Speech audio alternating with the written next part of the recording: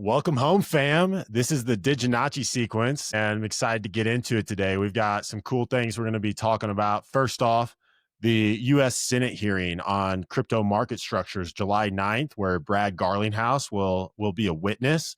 Next, we've got the Fedwire Funds Service making a single-day implementation of ISO 20022 compliant. And then we're going to get into the House of Representatives declaring July 14th through 18th Crypto Week, where they've got a lot of legislation that we're going to be going through in order to make the United States the crypto capital of the world. So it's going to be a fun one today, guys. Let's hit it.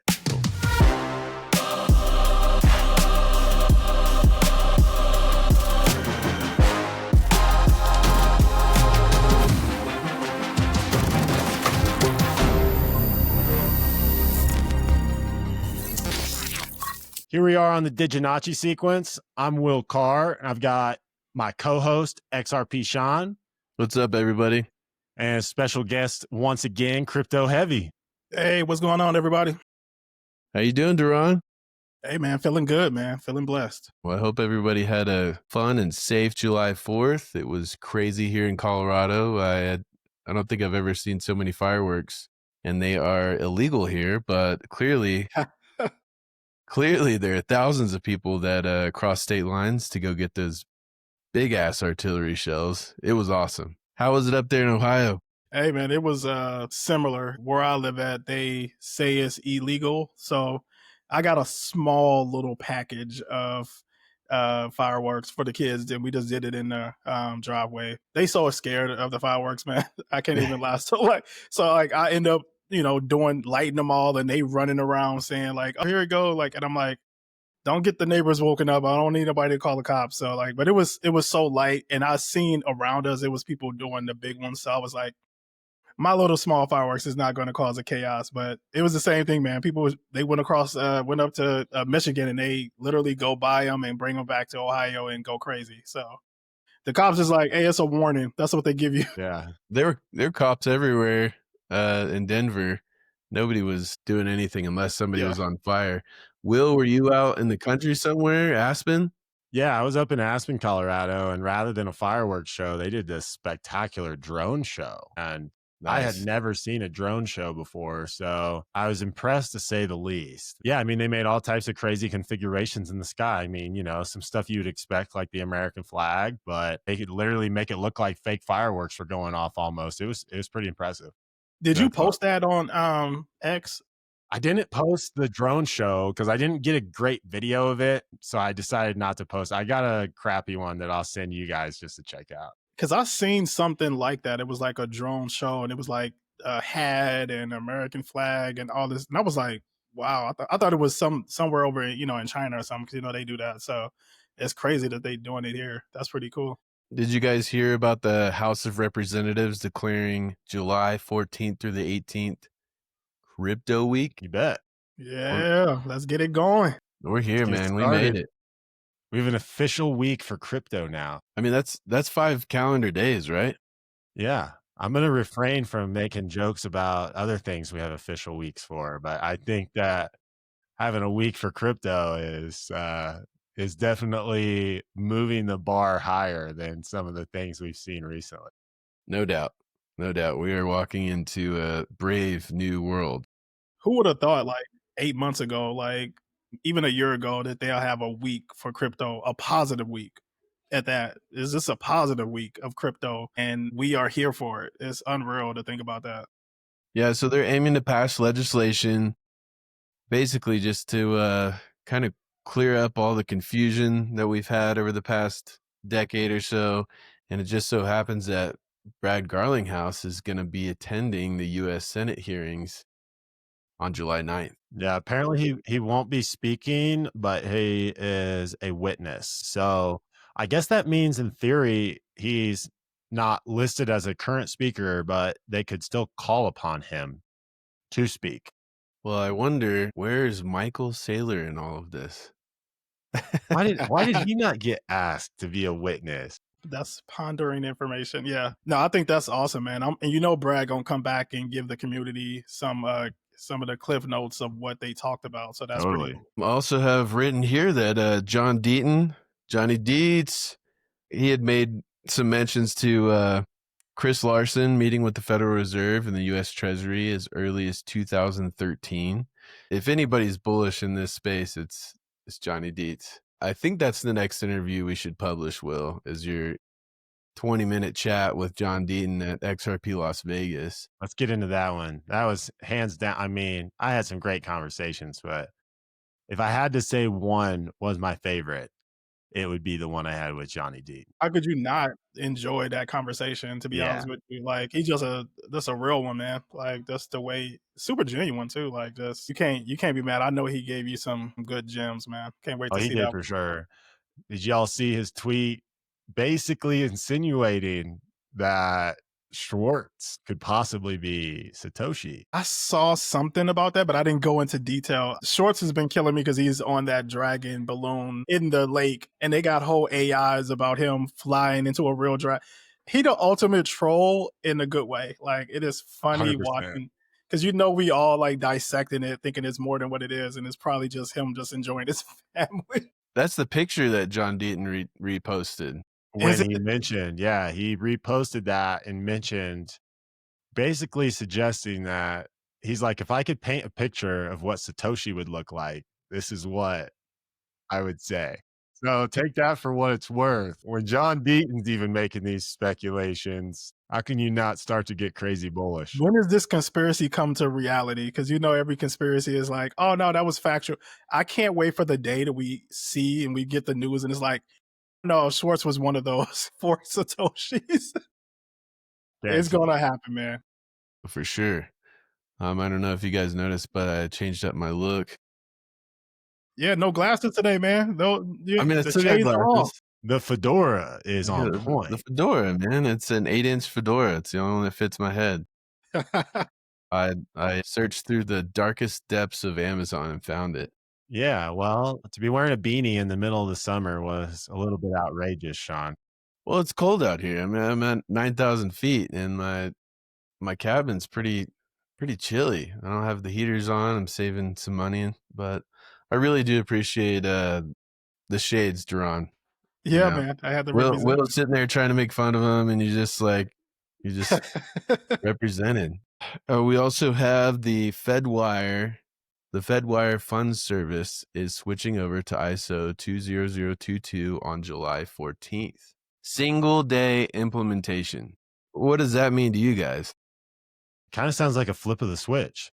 July 14th, it happens now, and the deadline's in November sometime where they have to be switched over. I think that's what it means, at least from my standpoint, is when Swift has set a deadline of November 22nd for everyone to be switched over, you know, and there's this period where they're accepting both messaging standards. I think what this makes clear is just how quickly they can turn on this new system. The Fed to make a single day implementation. I'm sure everyone is basically going to make a single day implementation. It's just no one, at least that I'm familiar with, or at least, you know, it's just not as big of a deal as the United States Federal Reserve with their single day implementation. So that's what July 14th is. You know, that's the day the Fed makes the switch, and every central bank around the world will have made this switch by the end of November. So That's awesome because it's like you know it's happening. There's no more pushbacks. So, and to be honest, they waiting for the U.S. anyway. Like that's who they were waiting for. So now that's that the they big playing player. ball, yeah, they needed the biggest player in the financial system complying to this, and now that they are, and then by you said November, right? That everybody needs to be switched over to the new system. It's just it's an amazing thing to see. I was watching people post like different messages about their bank saying that they're going to be offline for like 13 and 14th or something like that, or 12, 13 and 14th. Mastercard and PNC Bank, and you know people have been sending me messages like, "Oh, I just got the message," and they giving me screenshots of it. So it's crazy. It's happening in real time, and we watching it. So Yep, Wells Fargo as well. And I saw years ago on some Telegram channels and stuff that Wells Fargo had been mirroring their accounts using the ledger. Now, I don't know if that's certainly not official, but maybe so. Maybe they have been using this. Maybe this is one of the NDAs that were signed. while Ripple was helping these industries get all set up, because you can't make the switch in one day if they haven't already been using it, right? I mean, I think that's what makes this technology so amazing, though. I don't think, I'm sure that they've all been testing it in the background, but I think the efficiency of this technology to be able to be turned on in a single day really just speaks to how effective and efficient it is. And that's why they're doing it. I mean, when everything can be instantaneously settled, why can't you make that switch in a day? Why would it take longer? And I don't quite understand all the back ends, but if they've got to upload, CSV files or like whatever, I'm sure that can be done pretty quick. Any of the old data is just turned on into the new system and that switch happens. And what I think is so cool is this switch happening is what allows all the things that we talk about in the future of finance to actually be realized. When I was up in Aspen this weekend explaining blockchain and XRP to a group of people, and I'm explaining how XRP works as that bridge between everything of value, and if you have stocks or bonds or real estate, like anything can be instantaneously bridged together to be traded against each other as a pair through the bridge currency. These switches that the Federal Reserve is making and that everyone has to make by the end of November is the switch that allows all of that to be possible. We talk about things being implemented in a day. Maybe this new messaging standard and the switch to it happens in a day, but it's still going to take time for all these real world assets to get tokenized, applications to be built on top of it so that decentralized exchange of all of these tokenized assets can happen. That's still going to take some time. Definitely extremely exciting to have this switch happening now. So that way, all of this can actually come online as opposed to us talking about it. This is how we know this cycle is not just going to be a speculative cycle like other cycles in the past. These changes happening in 8 days and by the end of November is what allows for the utility driven ecosystem to become real. What's funny to me is that we've been in for, different times, but it's been longer than just this since January. And there's so many people that came in to XRP or the altcoins just this year. And they get not only all this bullish information, which is fantastic, they don't know the struggles of people like Sean, who's been in for so long, and Will. It's funny that we are in this space now and we see it. All the speculation is reality, is what we're seeing right now, just because before we was connecting dots that we didn't even know was there. It was like you see these like spreadsheets and people got it highlighted and it's like they're talking about a company and it sounds like Ripple, it sounds like XRP, and it's like now it's like they're out in the front saying exactly what they're doing and all the speculation is out the window. We already know everything that we thought was happening is really happening, and that's super bullish, but also exciting. The new people, they just get to walk in and get all this bullish news. They so lucky. They didn't have to go through the Gary Gensler, the terrible SEC, and the administration trying to put a stronghold on crypto, and they get to walk into the door and see everything is rosy and butterflies, and it's awesome though, man. It's awesome to be at this point. Yeah, they're also paying 5x more than we did. That's the trade-off.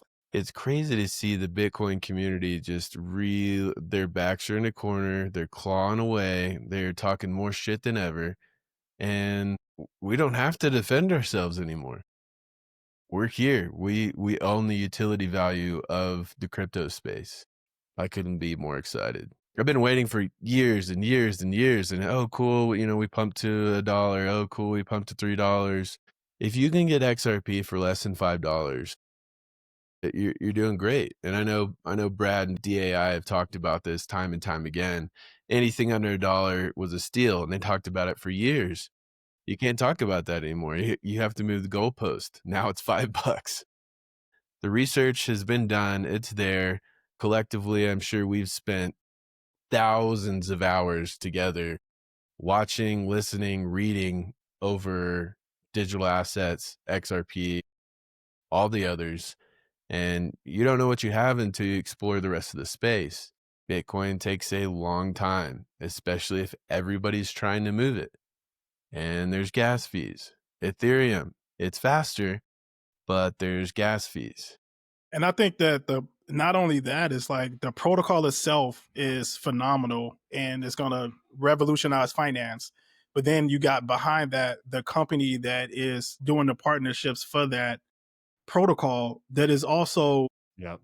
light years ahead of everybody else. So it's like, you got a Bitcoin where it's like nobody controls it, but it's like y'all got y'all influencers, you got the Michael Sellers is out there that's really fudding it and pushing it out there to the masses, saying that you can buy it at any price, and that's a good buy. And it's like, to an average person, that's not a good buy. To a regular person is in retail that's getting into crypto, that is a terrible buy. You know what I mean? You're literally pumping somebody else's bag. So the same thing with Ethereum. It's going to be here. It's going to have smart contracts. It's going to have a place. But like, is it really going to give you the kind of upward gain that like a XRP or some of the other altcoins is out here that's actually doing different parts of like the financial railroads that we're looking at, and how much they're going to multiply and appreciate over time versus like some of the big ones. And it's like, it's a no-brainer for anybody that's coming in, and especially for people that did a little research, because that's all you have to do to realize that like Bitcoin is not for the normal everyday guy. It was maybe for that person, 10 years ago when it was $100 or $10 or $1 or whatever. But guess what? They didn't tell anybody about that. It was the VCs and the pump gang people that knew about that. The regular person didn't know about Bitcoin unless you stumbled across it, or you was in that kind of that realm of finance and stuff like that and developing, and maybe you had an idea. But like normal people, man, like we didn't see what Bitcoin was going to do and where it was going to be at. Like, and so we didn't get that crazy X that you could have got if you was one of the first people that got into Bitcoin. But XRP, we so early, and with the manipulation that they do with it, we're going to get a chance to get that appreciation over time. Totally. The people that control the Bitcoin network are the miners. And if you're able to control over 50% of the mining, you're able to make significant changes to the Bitcoin network. In Ethereum, the people that control the Ethereum network are the stakers. And first of all, the barrier to entry to stake on there, I think you have to have like 21 Ethereum, maybe 30 some. I don't know. You'd have to fact check me on that. But the barrier to entry is pretty high. Like you have to be, you at least have to have a decent amount of Ethereum in order to be able to do that. And even with that, the larger amount that you have staked gets you privileged access. So the whales in the Ethereum network actually get a higher percentage of the fees for their staking. So that's basically proof of work, proof of stake.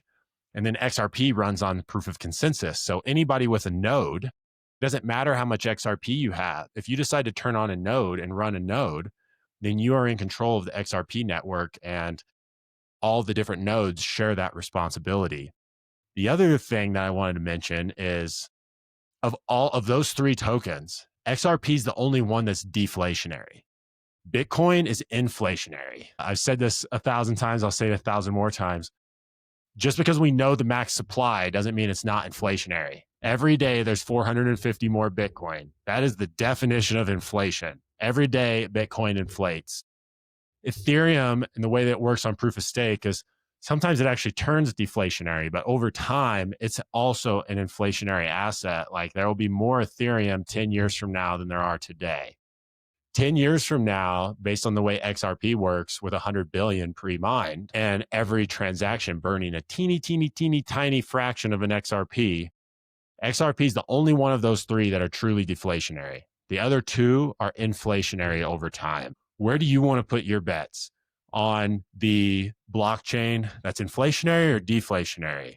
On the blockchain that can be controlled by whales, or the blockchain that can be controlled by anyone and everyone who wants to run a node on the network? Do you want to put your eggs in the basket of the blockchain that is backed by an actual company that has had partnerships with the World Economic Forum, the Bank of International Settlements, the International Monetary Fund, the Federal Reserve? Let's run Not Financial Advice's video in the middle of this for all the partnerships right now.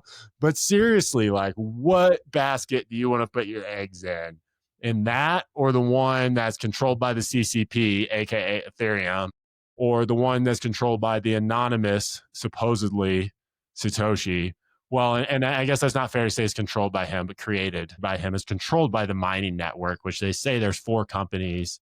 There's 4 large miners that control over 50% of the mining network. So those 4 mining companies, if they came together, they could make whatever decisions they wanted about Bitcoin. So where do you want to put your eggs in? What basket do you want to put your eggs in? I know which one of those seems like the obvious choice to me. But you got to also think like the majority of the Bitcoin is in what Satoshi's wallet, BlackRock, the U.S. government, and then MicroStrategy. Like the 4 top companies, the 4 top holders are holding the majority of the Bitcoin. What do you guys think about the $8.8 billion of Bitcoin moving after 14 years? It caused a stir for sure. And I think that for anybody that is holding Bitcoin, that had to make them almost shit themselves, because like that could be a ripple effect of like other people selling out of Bitcoin into other assets because they know they about to pump and they got a heads up on something. That's what it looked like to me. Also, it could have been something where they was just trying to get the market talking about it, like, and getting people prepared. You know how they move stuff and do things to get people prepared for what could happen. And maybe that's the start of it. And then we have some other bigger players start moving wallets. Like, it's a lot of different scenarios that it could play out. But I thought it was interesting at this point in the market, like that they moved that amount and the I mean, person. if that guy dumped $8.8 billion, Bitcoin's dropping significantly. It's unbelievable how little they have to move to make the market actually go up or down. Well, it's the multiplier effect, like we've talked about. That works on all digital assets. So if you sold $8.8 billion worth of Bitcoin, it's coming down to, I'd say it would least do 60%. Think about this, like in a case where the amount of Bitcoin that is out there for them to buy off exchanges and stuff like that, let's say it's drying up. What if they got in contact with some of these people who's holding these wallets and it's like, hey, sell it because X companies or governments want to buy it and we want to buy it at a lower cost. So sell it, you get your profits, you get out. It drops Bitcoin 40%. They gonna buy all that Bitcoin it up just on the exchange at a lower rate, so they don't have to pay as much. And it's a win-win for the big boys. You know what I mean? Like, just thinking how this market is moving, and it's so many government and institutions that want Bitcoin because that's their hedge against inflation, supposedly, and they would love to get it at a cheaper rate. Well, that's been the narrative anyway. Right. You know, I think, and I've always had this theory, and this is strictly speculation, but knowing that the developers of XRP were the original developers of Bitcoin, because that's pretty clear. If you know, that's pretty well documented. I think a lot of people want to stick their head in the sand about that. But knowing that, I've always had this theory that knowing guys like David Schwartz, Brad Garlinghouse, and a lot of these early Bitcoin whales are now in XRP, I've always had this theory that a time would come where they would start swapping their Bitcoin for XRP in order to dramatically pump it. And it's in that time that we really see the big shift, because they've been holding on to the original, waiting for the right time to move all that liquidity into the end game token, which is XRP. So it'll be interesting to see. I mean, 8.8 billion worth of Bitcoin, that's a big chunk of change. And, you know, they keep calling it a Satoshi era, these Satoshi era wallets. And so it's going to be very interesting to see what they do with it, whether they dump it into cash, whether they swap it for other tokens such as XRP, or maybe it's a big nothing burger and they just wanted to move it around to shake up the scene. Right. And to cause, you know, drama for people to talk about. But I have a feeling it's not the third. I have a feeling it's one of those first 2. Things like that don't just happen. You know, like I don't believe in coincidences. Yeah, that just don't happen. But I love what you just said, Will, because that would be crazy to think like they've been holding off this whole time just so they can sell into like other assets like XRP. Could you imagine it'll be the biggest Ponzi rug pull of all times? Like Bitcoin drops and everybody moved into the actual asset that they've been fudding for the last 8 years. Like it would be for us, it'll be amazing. Well, But did like, everyone see that video that Jack Dorsey posted where Satoshi, or not Satoshi, where Michael Saylor in like a Bitcoin robot? I mean, imagine he's wearing like this Bitcoin, he's like a yeah, halo, I'll say he's that. like a halo dude. And all of a sudden he just like jumps up into the air and he turns into an XRP. Jack Dorsey I've seen posted that. Yeah, that. Like that's not some like fake made up thing. Like, right. why would Jack Dorsey post that? And And Michael he's Saylor another didn't say guy. anything about it either. He didn't even comment on it at all either. Nope. He just posted it and then just like the Arthur Brito tweet, not saying a word. Well, I feel we there, man. We at the end game, man. you saw how Michael Saylor looked at Scottie Pippen. That was Yeah. that was awfully telling. Yeah. Don't you dare say who Satoshi is. Yeah, it's like he looked at like how you look at your kid when you like in public and you want to say something, be like, but be quiet, like Yeah. giving them the eye look. Yeah. Man, His time is coming. I don't have the stats in front of me, but the MicroStrategies, the chart's pretty fun to look at. Well, and you see there, I think it was their CTO or someone just sold 50% of their master stock in the last week. Wow. really? Finance a Lot posted about it. If you don't follow Finance a Lot on X, he's a must to watch for his TA. He's brilliant. Wow. And what did he say about that? He didn't come out with a comment about that. I thought it was never sell Bitcoin, hold until you die. Like, Well, he's selling his master shares, not Bitcoin. You pump up MicroStrategies and then dump. It's been proven. I mean, there's a handful of videos out there that explain to you how they acquire more Bitcoin. Well, it's the same Ponzi Saylor ran in the .com bubble that crashed 100%. MicroStrategy 95+% then. It's the same convertible bond Ponzi scheme.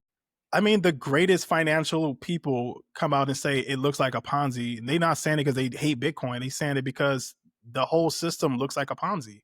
It does. It's like you using the money that you make and you cycling it back in. Like, where is this new money coming? And then you keep asking people for more donations to come into it. Like, it's just it just reeks of like a possible fall in the future. Something happens with Michael Saylor before the end of this year. He gets ritualized. It's the Forbes cover curse. If something happens with Michael Saylor and Bitcoin, like some kind of FUD or anything about scam or any of that, the whole system falls for Bitcoin because he's literally the mouthpiece. If you want to say a CEO, he's the CEO like of Bitcoin. Like he talks it up. They have him on every show. He's the guy that they go to for the information. And if he falters, man, it's a wrap, man. Like all confidence is lost because it's almost like the US dollar. It's like the only confidence in the dollar is that we believe in it. The same thing for Bitcoin. These Bitcoin maxis believe in it. Well, and the Bitcoin maxis, they'll continue to hold on to their belief. They'll ride it all the way down to nothing, and then They have to now. yeah, they will. I mean, they have conviction, and honestly, I respect that. It's like the captain of a ship, and the ship goes down. But that's not what the pragmatic, smart individual does. That's just what someone who Good. thinks they know something and they're convinced. Who was that investor, that big time old investor guy who came out and said, if you guys knew Dan Pena. where Bitcoin came from, you couldn't be able to get out of it fast enough. And they never interviewed him again about it. Yeah. He never did another interview about it. He gave his piece on it and they never brought it up again. Well, yeah. I mean, that's telling. They're not asking people that have bad things to say.